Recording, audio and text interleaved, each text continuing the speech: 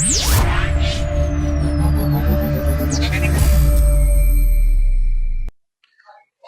Friends, MN news నుంచి నేను మీ మొయినుద్దీన్. ఈరోజు మనం ఒక సంచలనం సృష్టించిన వ్యక్తి గురించి మాట్లాడబోతున్నాం. మన తెలంగాణ పోలీసులకి సవాలు విసిరాడు, నన్ను పట్టుకోవడం మీ వల్ల కాదు అని. కానీ మన తెలంగాణ పోలీసులు అతని వ్యూహాన్ని ఛేదించి అతన్ని పట్టుకోవడం జరిగింది. నవంబర్ 16 వరకు ఆ వ్యక్తి పేరు, ఆ వ్యక్తి ఎవరికి తెలియదు. కానీ నవంబర్ 16న అతని పేరు ఒక్కసారి 2 తెలుగు రాష్ట్రాల్లో సంచలనమైపోయింది. అతను ఎవరో కాదు, మన ఇమ్మడి రవి. ఇంకా అర్థం కాలేదా?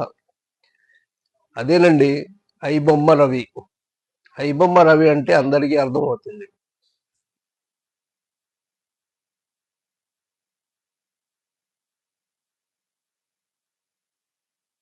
ఈ ఐబొమ్మ రవిని రిలీజ్ అయిన సినిమాలు పైరసీ చేసి తన వెబ్సైట్లో ఫ్రీగా ప్రజల కోసం వదిలాడు. దీనివల్ల తెలుగు సినీ పరిశ్రమ భారీగా నష్టం జరగడం జరిగింది.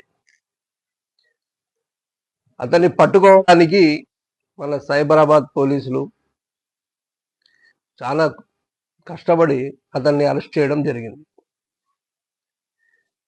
అరెస్ట్ ముందు అతను పోలీసులకు ఛాలెంజ్ చేసినాడు, మీకు దమ్ముంటే నన్ను పట్టుకోండి అని. దాన్ని సవాలుగా స్వీకరించిన పోలీసులు అతన్ని పట్టుకోవడం జరిగింది.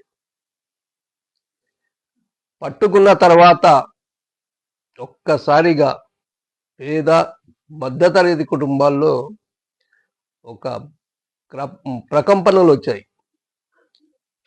ఏంటి అంటే, మేము పేదవాళ్ళం, మధ్యతరగతి వాళ్ళం, మాకు సినిమా చూడాలన్న కోరిక ఉంటుంది. కానీ ఈరోజు సినిమా థియేటర్ ధరలు ఆకాశాన్ని అంటుతున్నాయి. అలాంటి మాకు ఈ ఐబొమ్మ రవి ఫ్రీగా సినిమా చూపిస్తున్నాడు, కాబట్టి మాకు సినిమా దేవుడు ఐబొమ్మ రవి, అతన్ని అరెస్ట్ చేయొద్దంటూ కొంతమంది మెసేజ్లు చేయడం జరిగింది. పేద మధ్యతరగతే కాకుండా కొంతమంది సినీ సెలబ్రిటీస్ కూడా అతనికి సపోర్ట్గా మాట్లాడారు.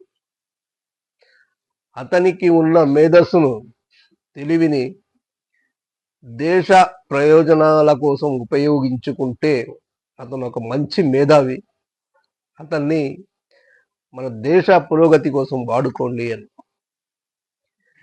అతను చేసింది తప్పే అయినా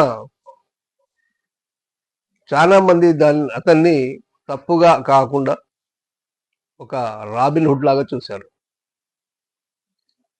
అయితే నవంబర్ 16 నుంచి ఇమ్మడి రవి జైల్లో ఉండడం జరిగింది.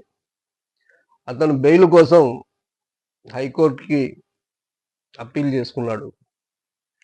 1-2 సార్లు తిరస్కరించబడిన ఈరోజు హైకోర్టు షరతులతో కూడిన బెయిల్ని మంజూరు చేసింది. ఆ షరతులు ఏమిటంటే, ప్రతిరోజు సిపిఎస్ ముందు హాజరు కావాలి. రెండవది, దేశం విడిచి ఎక్కడికి వెళ్ళడానికి వీలు లేదు. మూడవది, అతని పాస్పోర్ట్ను పోలీసులకి అప్పగించాలి. ఈ 3 షరతులు పెట్టి అతనికి షరతులతో కూడిన బెయిల్ను కోర్టు మంజూరు చేసింది.